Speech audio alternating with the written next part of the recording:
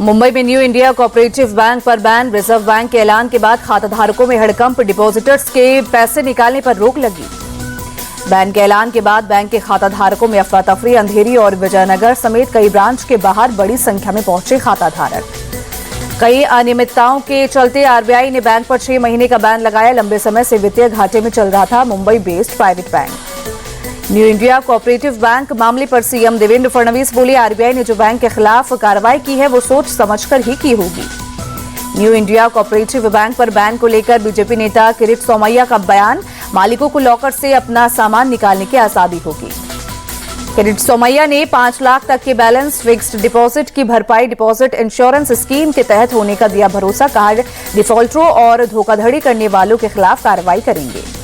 आप सुप्रीमो अरविंद केजरीवाल की बढ़ सकती है मुश्किलें। बीजेपी ने केजरीवाल पर डिजिटल लूट का आरोप लगाते हुए एफआईआर की मांग की।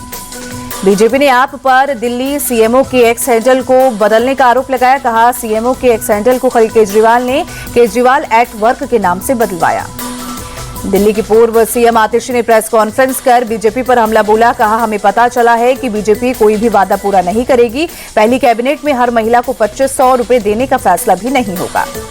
आतिशी ने कहा, आप पर बीजेपी फोड़ेगी ठिकरा, कहेगी कि दिल्ली की आर्थिक स्थिति खराब है इसीलिए असर नहीं कर पाएंगे, जबकि दिल्ली सरकार के आर्थिक हालात फिलहाल सही हैं। दिल्ली में करारी हार का कांग्रेस में साइड इफेक्ट। कांग्रेस संगठन में बड़े फेरबदल की तैयारी। प्रियंका गांधी को पार्टी में दी जा सकती है बड़ी जिम्मेदारी। केसी वेणुगोपाल का पार्टी में पावर कम किया जा सकता है। कई राज्यों के प्रदेश अध्यक्ष और प्रभारी भी बदलने की चर्चा। दिल्ली के मोहल्ला क्लिनिक का नाम बदला जाएगा। सूत्रों के मुताबिक आयुष्मान आरोग्य मंदिर को हो सकता है नया नाम। केंद्रीय स्वास्थ्य मंत्रालय ने दिल्ली सरकार से मोहल्ला क्लिनिकों की स्थिति को लेकर रिपोर्ट मांगी। रिपोर्ट के आधार पर नहीं बदलने पर होगा फैसला। वक्फ संशोधन बिल पर मौलाना अरशद मदनी ने विपक्ष की तारीफ की। कहा, बिल का विरोध करने पर विपक्षी दलों का शुक्रिया किया।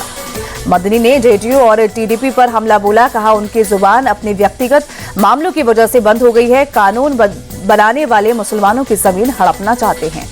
वक्फ संशोधन बिल पर जेपीसी की रिपोर्ट पर बोले बीजेपी नेता मोहसिन रजा, ये बिल जनहित में, हम इसका स्वागत करते हैं। विपक्ष रिपोर्ट पर चर्चा से क्यों भाग रहा है।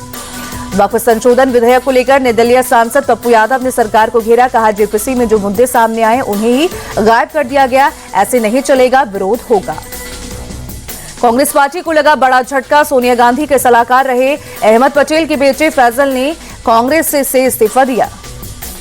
पार्टी की कार्यशैली से नाराज चल रही थी फैजल। पार्टी पर काम न करने देने का भी आरोप लगाया। मध्य प्रदेश के भोपाल में जन अभियान परिषद की कार्यकारिणी बैठक। मुख्यमंत्री मोहन यादव शामिल हुए। डिप्टी सीएम जगदीश देवड़ा भी रहे मौजूद। रणवीर लाबादिया की सुप्रीम कोर्ट में याचिका, सारी एफआईआर को एक जगह शिफ्ट करने की अपील की। रणवीर लाबादिया ने अग्रिम जमानत याचिका भी दाखिल की। सीजेआई ने जल्द सुनवाई से इनकार किया। कहा, प्रक्रिया के अनुसार सुनवाई होगी। मणिपुर में राष्ट्रपति शासन लागू होने के बाद सुरक्षा सख्त। इम्फाल में कई जगहों पर भारी संख्या में सुरक्षा बलों की तैनाती।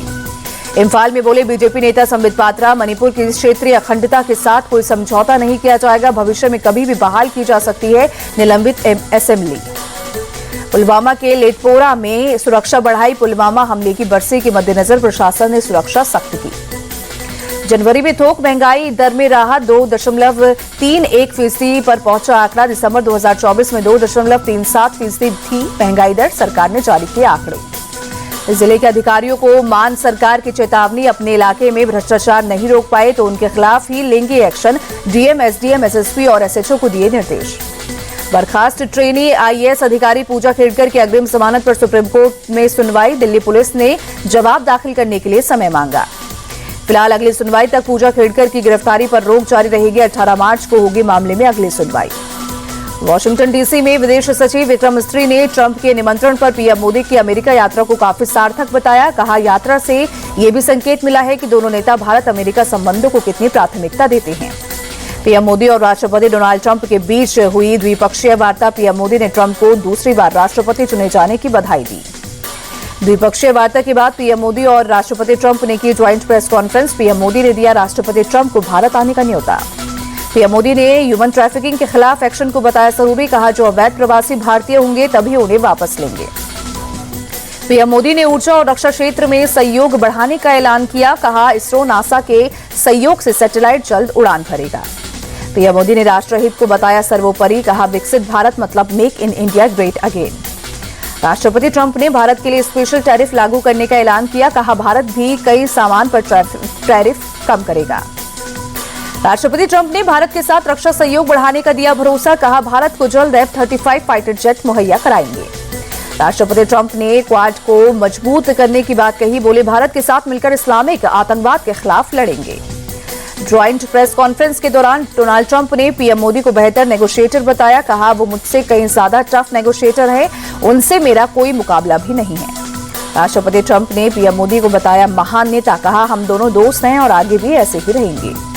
पीएम मोदी ने राष्ट्रपति ट्रंप के साथ आपसी रिश्तों का किया जिक्र। कहा, हमारा मिलन 1 और 1 11 होता है। ट्रंप के साथ बैठक के बाद पीएम मोदी का ट्वीट। व्हाइट हाउस में अमेरिकी राष्ट्रपति डोनाल्ड ट्रंप के साथ एक उत्कृष्ट बैठक हुई। हमारी बातचीत से भारत अमेरिका मैत्री को महत्वपूर्ण गति मिलेगी। राष्ट्रपति ट्रंप ने पीएम मोदी को दिया अभूतपूर्व सम्मान। पीएम मोदी के विजिटर बुक पर भी हस्ताक्षर करते वक्त ट्रंप ने खुद मोदी की कुर्सी आगे पीछे की। विजिटर बुक पर भी साइन करते वक्त पीछे खड़े नजर आए ट्रंप। अमेरिकी राष्ट्रपति ट्रंप ने अपनी किताब अवर जर्नी टुगेदर भेंट की। पुस्तक के कई फोटो भी शेयर किए। पीएम मोदी के लिए लिखा, Mister Prime Minister, you are great. PM Modi और एलन मस्क के बीच स्पेस टेक्नोलॉजी और इनोवेशन पर हुई बात। मिनिमम गवर्नमेंट मैक्सिमम गवर्नेंस पर भी चर्चा। पीएम मोदी से मिलने अपने 3 बच्चों के साथ आए एलन मस्क। पीएम मोदी ने बच्चों से भी बात की। एलन मस्क से पहले अमेरिका के एनएसए माइकल वॉल्स से मिले पीएम मोदी। भारत और अमेरिका के बीच रणनीतिक सहयोग और रक्षा साझेदारी पर हुई चर्चा। पीएम मोदी ने ब्लेयर हाउस में भारतीय मूल के अमेरिकी उद्योगपति और राजनेता विवेक रामास्वामी से भी मुलाकात की। व्यापार और टेक्नोलॉजी से जुड़े मुद्दों पर हुई बातचीत। अमेरिका से अवैध प्रवासियों को डिपोर्ट करने का सिलसिला जारी। सूत्रों के मुताबिक 15 फरवरी को 119 भारतीय अमृतसर डिपोर्ट होंगे। सबसे ज्यादा 67 प्रवासी पंजाब के।